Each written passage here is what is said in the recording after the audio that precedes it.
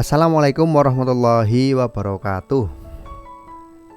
Apa kabar semuanya? Semoga dalam keadaan sehat ya. Walaupun masih PJJ, kita tetap semangat dalam belajar. Ini bertemu lagi dengan saya, Bapak Mukhlis, dalam pembelajaran bahasa Arab. Silakan anak-anak dibuka bukunya, buku paket dari Dikdasmen, halaman 34. Jangan lupa disiapkan ballpoint atau pulpen untuk menulis hal-hal yang perlu kalian perjelas lagi. Untuk pembelajaran kali ini kita akan mempelajari tentang kaidah. Kaidah itu adalah kaidah-kaidah atau kalau dalam bahasa Inggris itu grammar. Kalau dalam bahasa Arab itu kaidah. Ya, dalam kaidah kali ini kita akan mempelajari tentang dzaraf makan. Pengertiannya ini saya bacakan dulu pengertian. Dzaraf makan adalah kata yang menunjukkan tempat. Ya, jenis dzaraf makan ada 8. Yang pertama, amama di depan, waro'a di belakang, fauqa di atas, tahta di bawah, janiba di samping, haula di sekitar, wasata di tengah, dan baina di antara. Nah, ini jadi dzaraf makan ada 8. Kata yang menunjukkan tempat itu ada 8 dalam bahasa Arab, yaitu amama, waro'a, fauqa, tahta, janiba, haula, wasata, dan baina. Ini artinya ya di sampingnya ini. Baik, selanjutnya ini nanti kalian hafalkan ya. Kalian hafalkan dzaraf makan ini. Apa saja dzaraf makan itu kalian hafalkan beserta artinya ya. Harus benar-benar hafal agar kalian lebih paham mempelajari bahasa Arabnya. Saya lanjutkan kaidah dzaraf makan. Ini cara menerapkan dzaraf makan ya. Yang pertama, kata yang terletak setelah dzaraf makan harus majrur.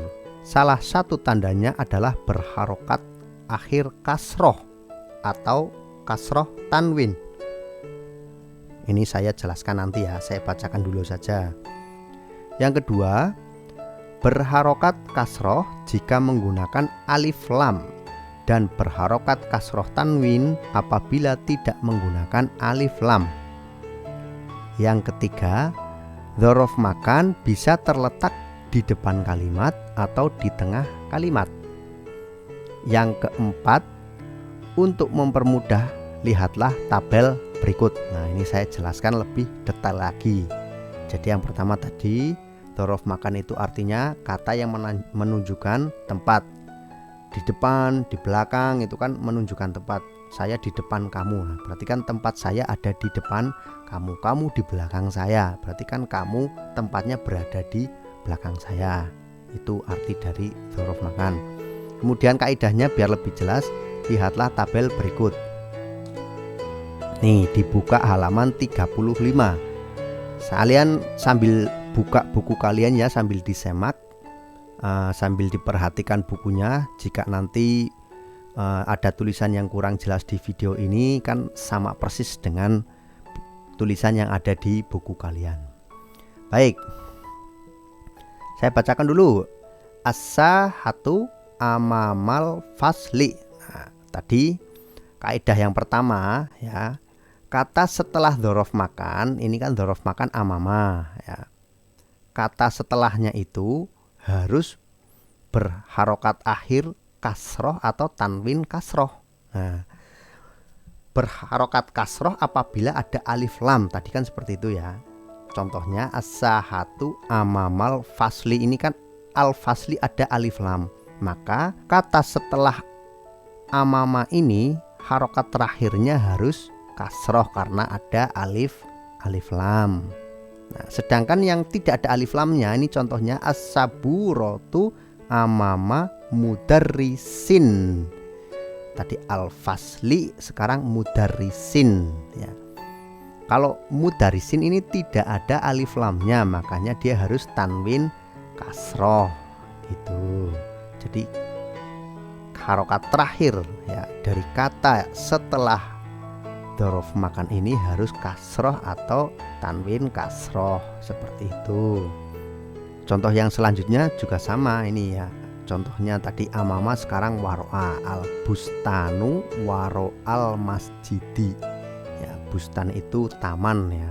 Waro'a itu tadi di belakang masjid. Nah, masjid ini harus kasroh karena depannya ada alif lamnya. Al hammamu waro'a madrasatin. Hammam itu parkiran di belakang sekolahan. Ini harus kasroh tanwin atau tanwin kasroh karena madrasat itu tidak ada alif lamnya, jadi madrasatin. Ya gitu ya. Kemudian yang selanjutnya sama al birkatu tahta asyajaroh ya. Birkah itu artinya kolam, tahta di bawah ya. Asyajaroti ini pohon ya. Jadi kolam berada di bawah pohon. Sajaroti ini akhirnya juga kasroh karena ada alif lamnya. Kemudian al bilatu tahta syakfin. Bilatu itu lantai di bawah atap. Lantai di bawah atap asyakfi ya, karena ada alif lamnya. Kemudian asyakfu fauqol kursi. Atap berada di atas kursi. Al misbahu fauqol maktabi. Lampu berada di atas meja. Nah ini ya. Jadi kaidah yang pertama tadi ya, setelah dzaraf makan ya, maka harokat terakhirnya harus kasroh atau tanwin kasroh.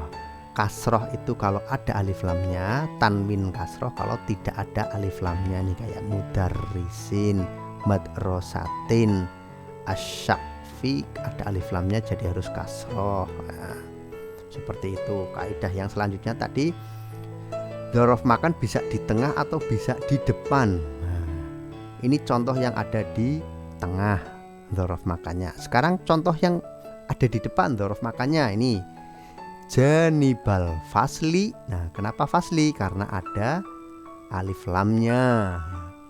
Janibal fasli ma'malul ulum. Di samping kelas ada laboratorium IPA. Gitu ya. Ini contoh dzaraf makan yang ada di depan. Kalau tadi dzaraf makan yang ada di tengah. Janiba maktabatin faslun. Di samping perpustakaan ada kelas. Nah, ini ya, maktabatin karena nggak ada alif lamnya. Kemudian kalau contohnya bainal fasli wal ma'mali ya, di antara kelas dan laboratorium, maktabatun ada perpustakaan.